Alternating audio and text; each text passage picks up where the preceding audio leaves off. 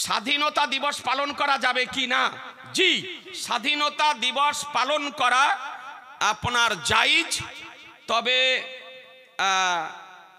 বন্দে মাতরম এটা বলা এবং আপনার জনগণ মন অধিনায়ক জয় হে ভারত ভাগ্য বিধাতা, এটা মুসলিমদের জন্য বলা শরীয়তের দৃষ্টিতে নিষেধ।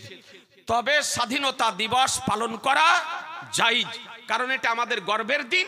এই দিন আমরা স্বৈরাচারী ইংরেজদের অপশাসন থেকে ভারতের মাটিকে মুক্ত করেছি, এই জন্য দিনটি ঐতিহাসিক দিন, স্মরণীয় দিন, এই দিনটি পালন করা জায়েজ। আসসালামু আলাইকুম। ওয়ালাইকুম আসসালাম।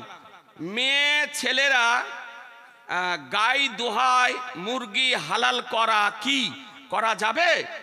আচ্ছা, কোনো মেয়ে ছেলে মহিলা যদি আপনার গাই যদি দোহায়, গাই দোহা জায়েজ, গাই দোহা জায়েজ, আর তার দহনকৃত দুধ খাওয়াও জায়েজ। তবে যদি কোনো মহিলার স্তনে দুগ্ধ যদি অতিরিক্ত থাকে, তবে সতর্কতা অবলম্বন করে গায়ের দুগ্ধ দহন করবে। কথা বুঝতে পারলেন? আচ্ছা, কোন মহিলা মুরগি হালাল করতে পারে? মুরগি কেন, গরু, ছাগল, হাঁস, মুরগি, পোল্ট্রি, যে কোনো হালাল পশু ফতোয়া আলমগীরিতে লেখা আছে, সুন্নি সহি আকীদার ব্যক্তি মহিলা যদি হয়, সে আপনার হালাল করতে পারে, তার হালালকৃত পশুর মাংস খাওয়া যায়। কথা বুঝে নিলেন? হ্যাঁ, তবে সুন্নি হতে হবে। আচ্ছা, ও তারপরে একটা আছে বোধহয়, আজানের আগে আসসালাতু ওয়াসসালামু আলাইকা পাঠ করা কি? জি, আজানের পূর্বে আসসালাতু ওয়াসসালামু আলাইকা ইয়া রাসূলুল্লাহ পাঠ করা জায়েজ, মুস্তাহাব, মুস্তাহাসান। গ্রাম অঞ্চলে জুমার নামাজ পড়লে নামাজ শেষে বা পূর্বে জোহরের নামাজ পড়তে হবে কি? যদি জোহরের নামাজ পড়তে হয় তাহলে কিভাবে পড়তে হবে? পরের পাতা।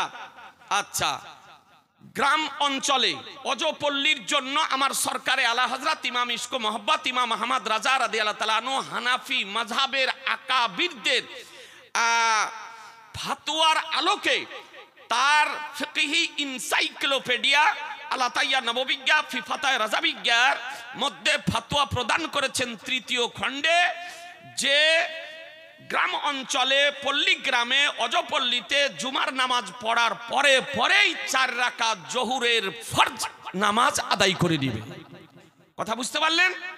4 রাকাত জোহরের ফরজ নামাজ আদায় করে নেবে।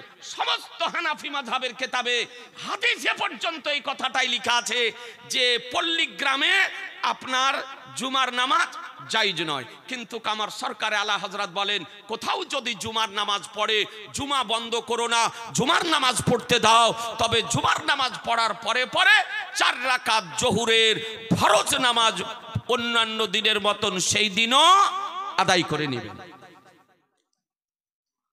জমি রেহনে নেওয়া কি? জমি রেহনে নেওয়া অর্থাৎ সুদ বন্ধকে নেওয়া মুসলমানের কাছে হারাম। সুদ মুসলমানের কাছে টাকা দিচ্ছে মুসলমান, জমি দিচ্ছে মুসলমান, যে 50,000 টাকা দিলাম, 2 বিঘা তোমার জমি, তোমার জমি আমি খাবো, যেদিন টাকা আমাকে ফিরিয়ে দিবে সেদিন আমি জমি ছেড়ে দিব। এটাকে বলে তো রেহনে লাগা নাকি? হ্যাঁ, এই উভয় পক্ষ মুসলিম যদি হয় তবে সেটা সুদ হবে, হারাম হবে। আসসালামু আলাইকুম ওয়া রাহমাতুল্লাহি ওয়া বারাকাতুহু। ওয়া আলাইকুম আসসালাম ওয়া রাহমাতুল্লাহি ওয়া বারাকাতুহু। কোন ব্যক্তির জমিতে তার অনুমতি ছাড়া মসজিদ ও মাদ্রাসা করা যায় কিনা? জি না। যদি কোনো ব্যক্তির জমি হয় আর ওয়াকফ যদি না করে, দান যদি না করে মসজিদ মাদ্রাসার নামে, তবে কোনো ব্যক্তির জমিতে মসজিদ মাদ্রাসা করা জায়েজ নয়। তবে যার জমি সে যদি মসজিদ যদি করে তো তার জন্য জায়েজ, বা কারো নিজস্ব জমিতে মাদ্রাসা যদি কায়েম করে তো তার জন্য জায়েজ। কিন্তু দেশের লোক, সমাজের লোক অন্য কোনো ব্যক্তির জমিতে মসজিদ মাদ্রাসা করতে পাবে না। এবং উক্ত মসজিদে নামাজ পড়লে কায়েম হবে কিনা? জি, যদি মসজিদ করে আর নামাজ যদি জায়গা পাক যদি থাকে, নামাজ পড়লে আপনার নামাজ হবে, যেখানেই নামাজ পড়েন নামাজ হবে, কিন্তু মসজিদ করা জায়েজ নয়। মসজিদে নামাজ পড়ার সওয়াব আপনি পাবেন না। নতুন কোন মসজিদ তৈরি করলে সেই মসজিদের জুমা নামাজ চালু করতে পাবে কিনা?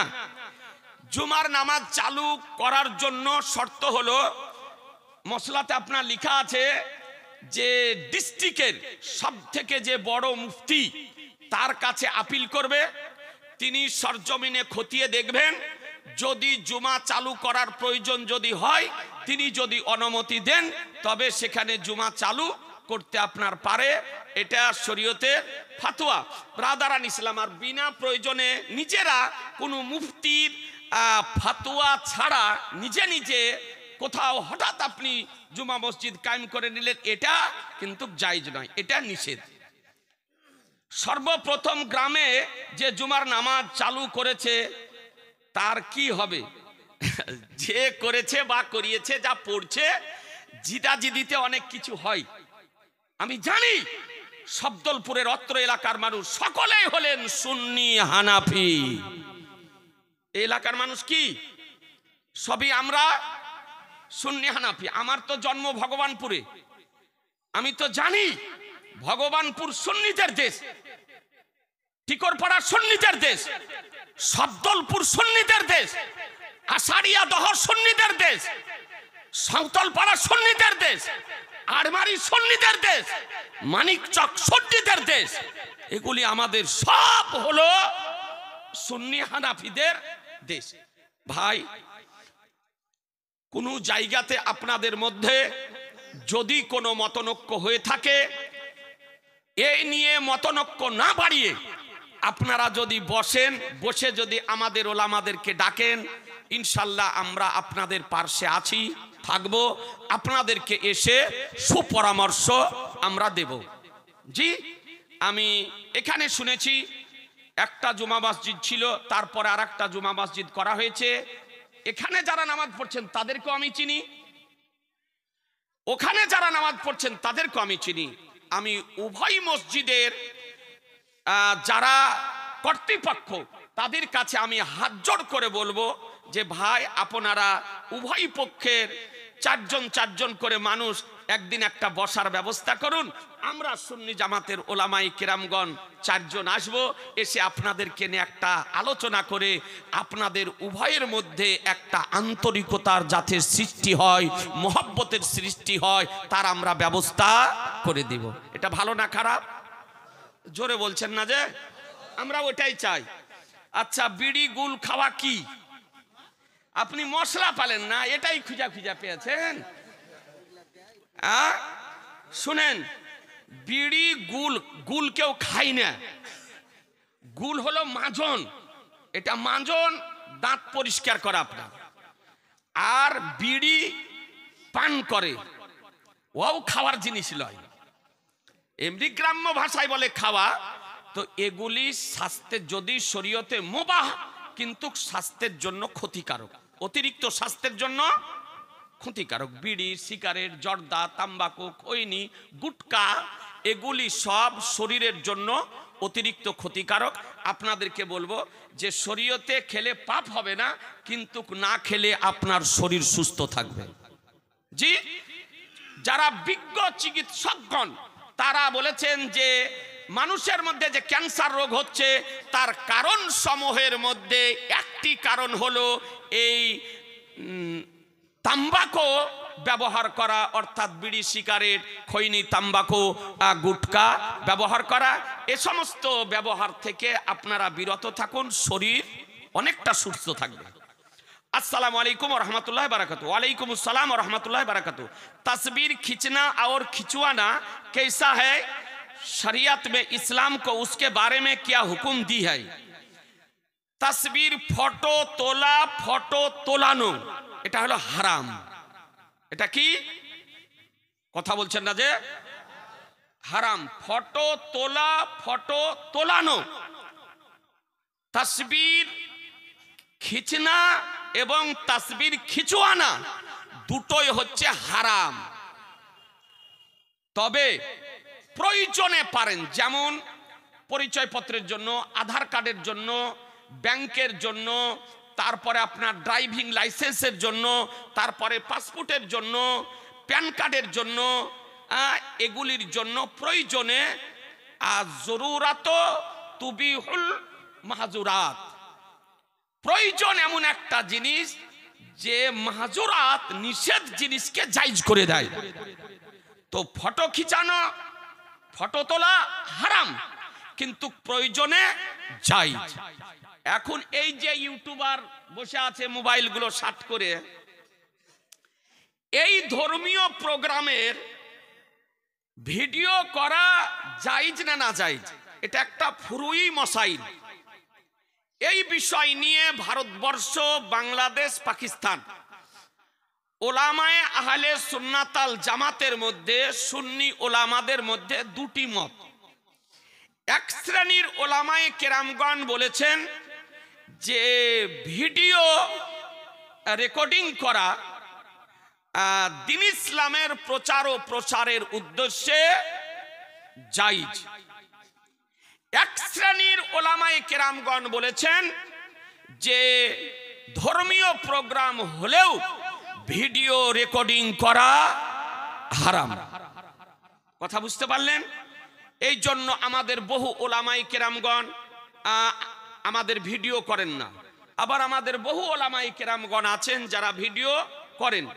তবে এই বিষয়ে তাজুস শরিয়া, কাজীউল কোজা, ওয়ারিসে উলুমে রাজা, জানেশিনে মুফতি আজমে আলামে ইসলাম, কারামাতে গাউসে আজম হুজুর তাজুস শরিয়া আখতার রাজা খা রাদিয়াল্লাহু তাআলা আনহু শেষ জীবদ্দশা পর্যন্ত কোনোদিন আপনার ভিডিওগ্রাফি করেননি, করতে দেননি, এবং তিনি ফাতোয়াও লিখেছেন যে ভিডিও করা হারাম।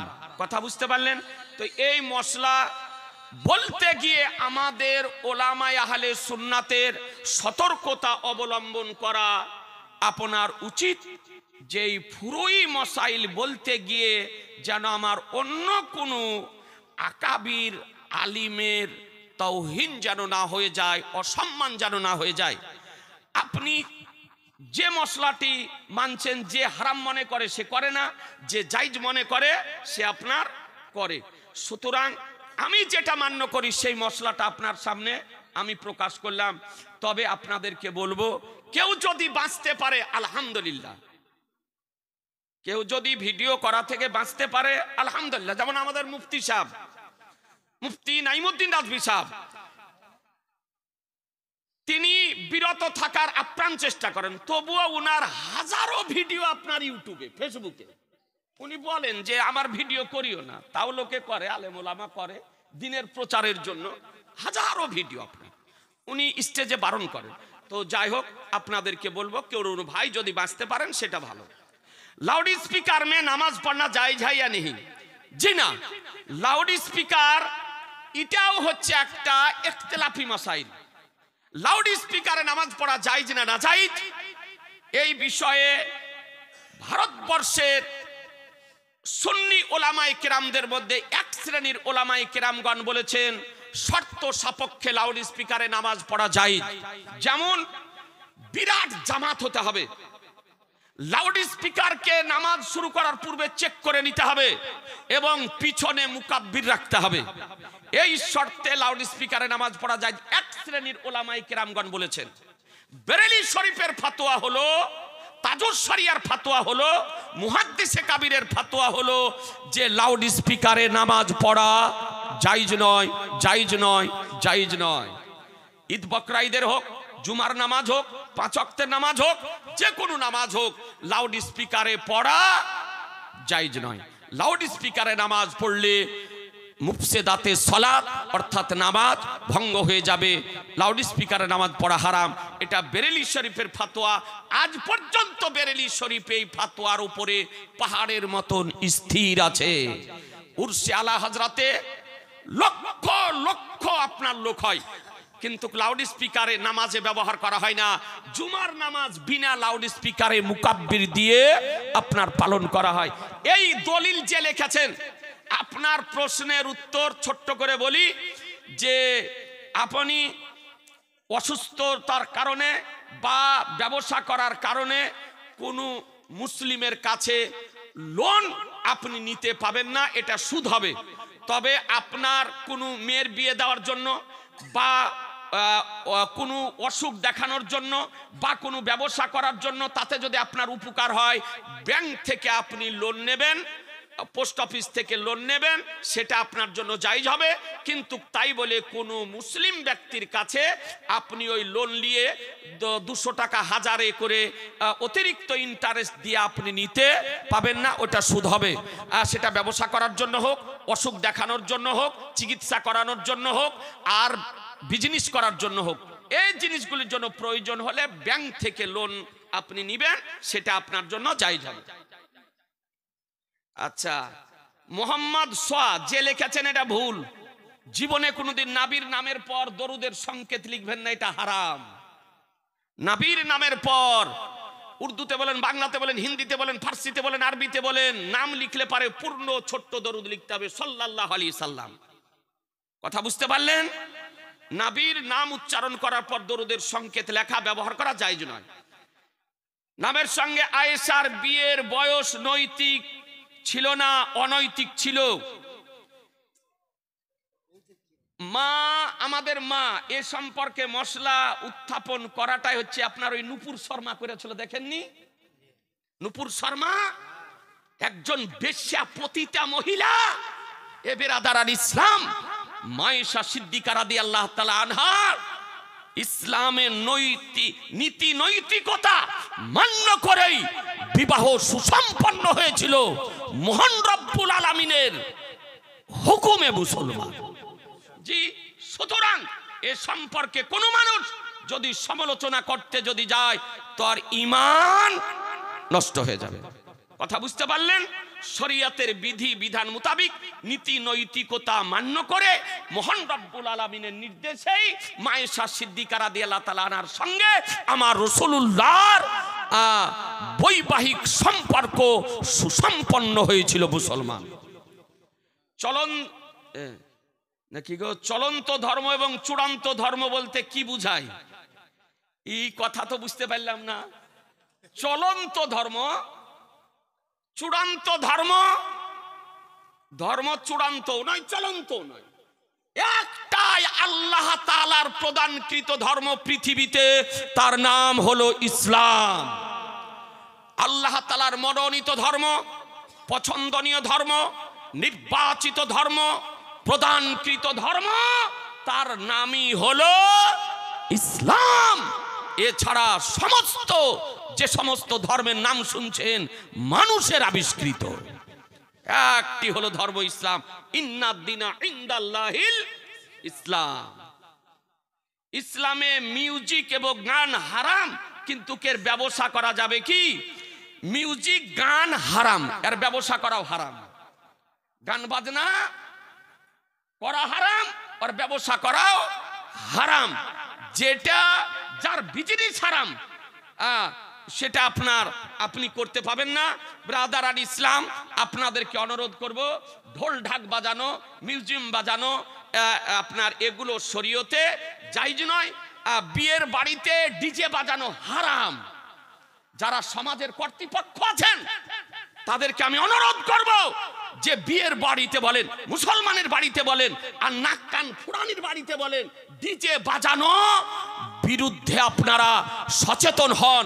গ্রামবাসী ঐক্যবদ্ধ হয়ে এই অন্যায়ের প্রতিবাদ করুন। মুসলমান, এই অন্যায়ের প্রতিবাদ করার দরকার আছে না নাই? জোরে বলেন। একটা সুস্থ মানুষের কলিজাতে রাখে, একটা অসুস্থ মানুষের কি হবে? ধাপ ধাপ ধাপ ধাপ ধাপ ধাপ করে বাজে, কি বলে কিছু বোঝা যায় না। আর ওর সামনে কিছু ইয়ং পুরুষ, যুবক এবং যুবতী আপনার ওই নাচতে থাকে। এবার এই নাচাও হলো হারাম, আর ওর বাজনা বাজানো হলো হারাম। আপনাদেরকে অনুরোধ করব, আপনি ফকিরকে 1000 টাকা দিতে পারেন না, আর 3000 টাকা দিয়ে দুটো কালো কালো হাতি তুলে নিয়ে চলে এসেছে। আর বিয়ের দিন 1000 টাকা একটা ফকিরকে দিতে পারে না, গরিব তলেবে ইলমকে দিতে পারে না, মসজিদ মাদ্রাসাকে সাহায্য করতে পারে না। এই কিছু মা বোনদের দোষ আছে। মা বোনেরা রাগ করেন না। মৌলবীকে ডাকে বাড়িতে ছোট্ট করে দুয়া ফাতেহা করে নিয়ে ওই আপনার এই মাইক ম্যান, তুমিও রাগ করো না। হ্যাঁ, এই আপনার হাতি নিয়ে আপনার খাড়া বলছে মৌলভী সাহেব বিয়ের দিন একটু শর্টকাটই সারেন। যারা ইমাম আছে তারা ভালো করে জানেন। দিয়ে আপনার মিলাদ দোয়া হয়ে গেল, তারপরে এবার হাতি সারাদিন সারা রাত বাজছে। এই ইয়া কেন? তো বলছে মুফতি সাহেব কি করব, পোতাকে বুঝিয়ে পারলাম না।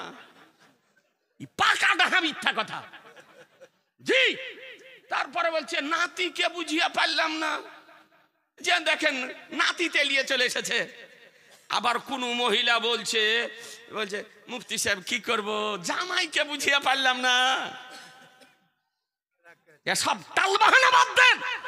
যে জামাই হারাম কাজ করায়, যে পোতা হারাম কাজ করায়, যে নাতি হারাম কাজ করায়, এই রকম নাতি, এই রকম পোতা, এই রকম জামাইকে বয়কট করুন মুসলমান। যদি ও হালাল হারাম যদি না বুঝে, হ্যাঁ, তো এই মায়েরা বাহানা দিচ্ছে, পুরুষেরা অত কিছু বলে না। সব ডিজে বাজার দেখছি নায়ক হচ্ছে মহিলারা। আপনার প্রায় জায়গাতে দেখছি এই মহিলারাই হচ্ছে এর নায়ক। আপনার বাড়িতে এসে বড় বড় হাতিকে নাচাচ্ছে। আপনাদেরকে অনুরোধ করব, কোন বাড়িতে যেন ডিজে নামাজে বলুন ইনশাল্লাহ, জোরে বলেন ইনশাল্লাহ। এ বেরাদার আর ইসলাম, তারপরে আসসালামু আলাইকুম। ওয়ালাইকুম সালাম। যে ব্যক্তি একা নামাজ পড়লে দোয়া করে না, আর ওই ব্যক্তি ইমামতি করলে দোয়া করে, তাহলে উক্ত ব্যক্তির পিছনে নামাজ পড়া কি যাবে না? যাবে না। যদি সুন্নি সহি আকীদার ব্যক্তি যদি হয়, তবে তার পিছনে নামাজ পড়া যাবে। মসলাক আলা হযরত মান্যকারী হলে নামাজ পড়া যাবে, তাতে কোনো অসুবিধা নাই। আর যদি ওহাবিয়াতের ভাইরাসের মধ্যে যদি ঢুকে গিয়ে থাকে, তবে তার পিছনে নামাজ পড়া যাবে না। আচ্ছা, কবর স্থান পরিষ্কার করার জন্য এবং কি লিখেছে গো, মহাসিনের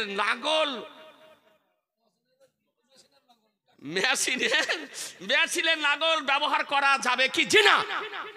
জঙ্গল পরিষ্কার করার জন্য ট্রাক্টর মেশিন আপনার কবরের ওপরে নামানো যাবে না। মানুষ দিয়ে খুব সতর্কতার সঙ্গে যে আবর্জনা জঙ্গলগুলি পরিষ্কার করার দরকার, আপনি সতর্কতা অবলম্বন করে মানুষ দিয়ে করাবেন, যেন কবরের উপরে পা না পড়ে। আল্লাহর নবী বলেছেন, জীবিত ব্যক্তি যাতে কষ্ট পায়, মৃত ব্যক্তিও তাতে কষ্ট পায়। সুতরাং কবরের উপরে ছাগল চড়া চলবে না, গরু চড়া চলবে না, পেশাব পায়খানা করা যাবে না, বাড়ি ঘর করা যাবে না, মসজিদ মাদ্রাসা করা যাবে না। আপনার তারপরে কবরস্থানকে মিসমার করা যাবে না। কবরের ওপরে গাছ লাগানো যাবে না। কবরের ওপরে জিসিপিও চালানো যাবে না। কবরের ওপর দিয়ে রাস্তা বের করা যাবে না। কথা বুঝতে পারলেন? তবে কোন মসজিদ করতে গিয়ে দু একটা যদি কবর পড়ে যায়, তবে শরীয়তের বিধান আলাদা, যে তার চতুর্দিক দিয়ে প্রাচীর ঘেরে ওপরে একটা ঢালাই করে দিয়ে মসজিদের মেঝে থেকে 4 আঙ্গুল আপনার উঁচু করে নেশানি কায়েম রেখে দিয়ে আপনার করতে পারে। তাছাড়া আপনার মসজিদ কবর বিরান করা আপনার যাবে না। যাই হোক ব্রাদার আর ইসলাম, অনেক টাইম হয়তো হয়ে গেল। মুফতি সাহেব বসে আছেন, আপনারাও বসে আছেন। 500 টাকা পিয়ারুল দিয়েছে বাপের নামে। ব্রাদার আর ইসলাম, বুঝতে তার মানে পাচ্ছি এই সম্মেলনটা ভালো করেছে না খারাপ? ভালো। সাহায্য করার দরকার আছে না নাই? 5-10 টাকা কেউ যদি পারেন তো এখানে দিয়ে যায়, কালেকশন নয়, একটু ওলামাদেরকে সাহায্য করা। 2-5 টাকা 10 টাকা যদি পারেন দিয়ে যাবেন। এ বেরাদার, ক টাকা কালেকশন হয়েছিল, ক টাকা ব্যয় হয়েছে, সব হিসাব শুনিয়ে দেওয়া হলো। জি, আগামী তো আবার শুনিয়ে দেওয়া হবে। তো যাওয়ার সময় 2-5 টাকা 10 টাকা 20 টাকা কারো পকেটে থাকলে পারলে স্টেজে দিয়ে আপনি চলে যাবেন। আর ভাই, হ্যাঁ গো, এই বইটা আপনার মনে ধরলো না? মানুষ তো মোবাইল নিয়ে ব্যস্ত, খুব মোবাইল নিয়ে ব্যস্ত। আমি ওলামাদেরকে বলবো যে বইটা যদি পড়ো তো 12 মাস হজ করা হবে। জি, সুন্নি জগৎ পত্রিকাতে 22 বছর ধরে যা লেখা হয়েছে তা সমস্ত এই কিতাবে আপনার একত্রিত করা হয়েছে। আপনাদেরকে বলবো, একখানা নিয়ে গিয়ে যদি পড়েন, আপনার ঈমান হেফাজতে থাকবে, আকীদা হেফাজতে থাকবে, আপনার ঈমানকে সুরক্ষিত রাখবে। মাত্র 150 টাকা দাম। আমি যে সমস্ত ভাইরা মায়েরা বোনেরা আপনি বাংলা পড়তে জানেন এ বইখানে নিয়ে যাবেন। এ নবী নূরের তৈরি না মাটির তৈরি? নবী গাইব জানেন কিনা, নবী হাজির নাজির কিনা, নবী বেমেসাল কিনা, নবীর ছায়া পড়তো কি পড়তো না, নবীর শরীরের ঘাম মোবারকের খুশবু কেমন ছিল, এ বেরাদারান ইসলাম, নবীর মেরাজ শরীফ কতবার হয়েছিল, কিভাবে হয়েছিল, সব বিষয় বইটির মধ্যে পাবেন মাত্র 150 টাকা। এখান থেকে আলোচনা সমাপ্তি ঘোষণা করছি। সমাপ্তি ঘোষণা করছি। পরিশেষে বলি ভাই, সন্ধ্যা থেকে আলোচনা শুনলেন, আলোচনার সারমর্ম এটাই দাঁড়ালো আজকের সম্মেলনের রেজাল্ট যে আমরা সুন্নি হানাফি জামাতের ওপরে পাহাড়ের মতন স্থির থাকবো। বলুন ইনশাল্লাহ। 2 হাত তুলে বলুন ইনশাল্লাহ। সকলে বলুন ইনশাল্লাহ।